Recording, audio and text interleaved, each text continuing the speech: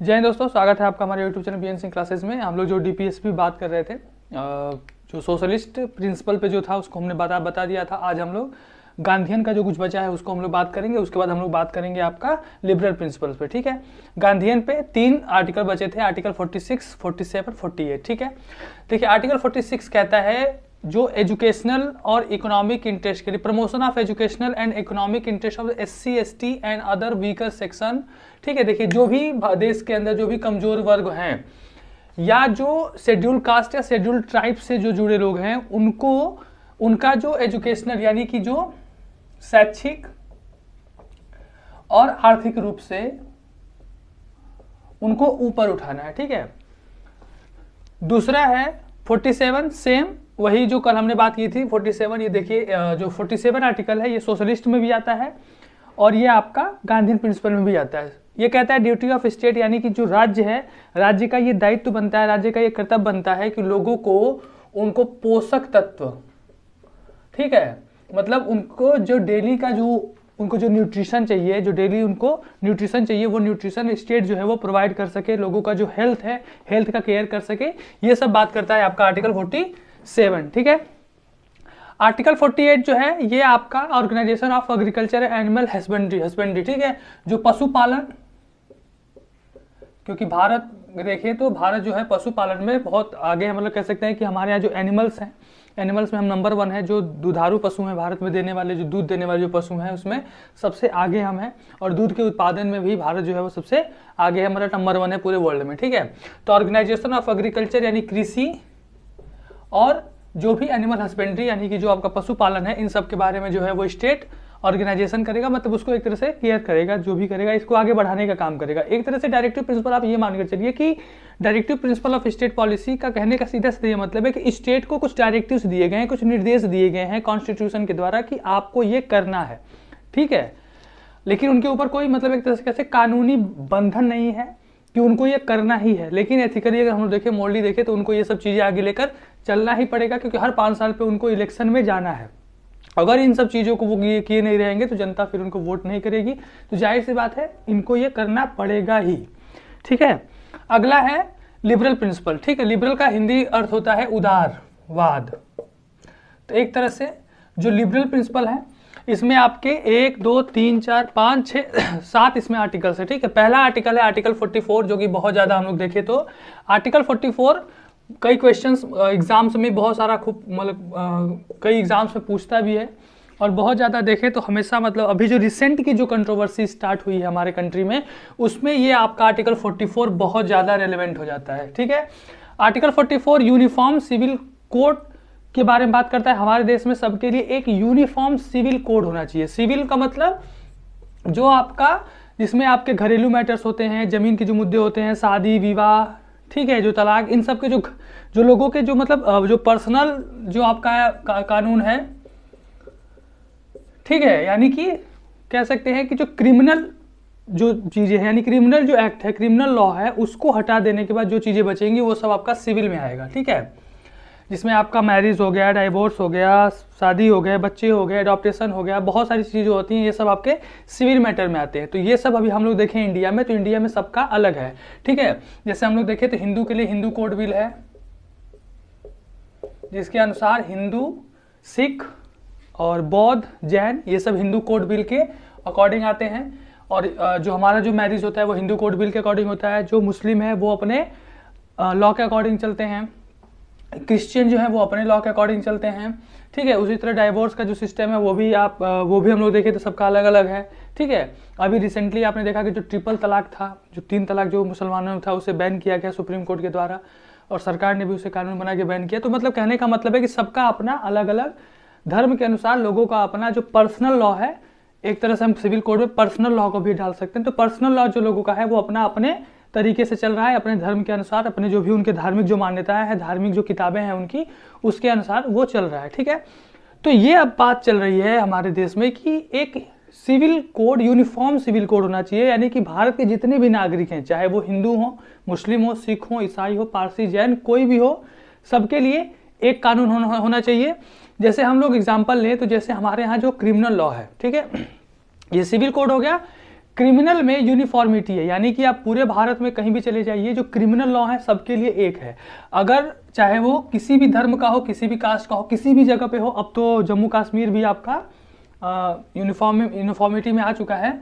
जैसे मान लीजिए अगर हम लोग देखें तो मर्डर का जो हत्या के लिए जो सजा का प्रावधान है वो आपका सेक्शन 302 आईपीसी में दिया गया है। तो चाहे वो किसी भी धर्म का हो, किसी भी जाति का हो, कहीं से भी रिलेट करता हो, उसके ऊपर यही चार्ज लगेगा। तो ये आपका जो हम क्रिमिनल जो हमारा लॉ है, क्रिमिनल जो एक्ट जो है उसमें यूनिफॉर्मिटी है। जम्मू कश्मीर में क्या था कि जम्मू कश्मीर में जब धारा 370 जब लागू अनुच्छेद 370 के अंतर्गत उनका जो अपना एक अलग संविधान था, 2019 में उसे ख़त्म कर दिया गया।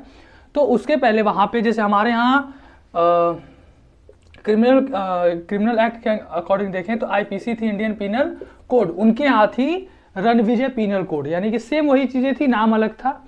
तो इस तरह से देखें तो अब क्या है, सब एक हो गया, यानी पूरे भारत में आप कहीं भी क्रिमिनल लॉ देखेंगे सबका बराबर है, चाहे वो जो प्रोसीडिंग होगी वो सीआरपीसी के अकॉर्डिंग होगी और जो उनका सजा का प्रावधान होगा वो आपका आईपीसी के अकॉर्डिंग होगा, और भी जो भी चीज़ें होंगी वो सब सेम होती है। लेकिन हमारे यहाँ जो सिविल मैटर्स हैं, सिविल मैटर्स में यूनिफॉर्मिटी नहीं है, यानी कि सब लोग एक जैसे कानून से नहीं लगे हुए हैं, सबका अपना पर्सनल जो कानून है उसके अकॉर्डिंग चलता है। अभी रिसेंटली आपने देखा कि देखे होंगे कि अभी जो रिसेंटली हमारे इंडिया में एक नया टॉपिक छिड़ा हुआ है, एक नई कंट्रोवर्सी क्रिएट हुई है हिजाब को लेके, या फिर कह सकते हैं जो बांधने का, सर को बांधने वाला ये कपड़ा होता है।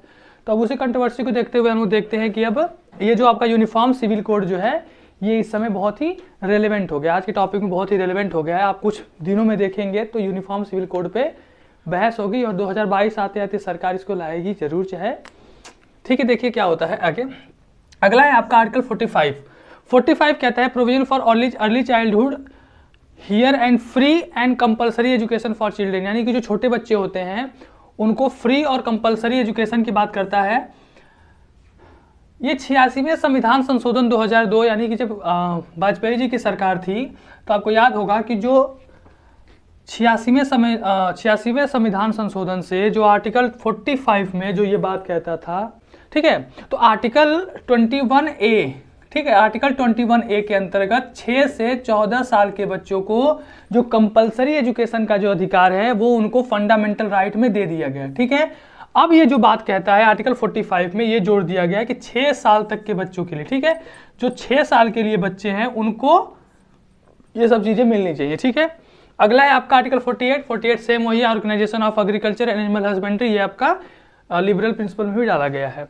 अगला है आपका 48A जो है आपका 42वें संविधान संशोधन अधिनियम 1976, इंदिरा गांधी की सरकार थी उस समय ये डाला गया था।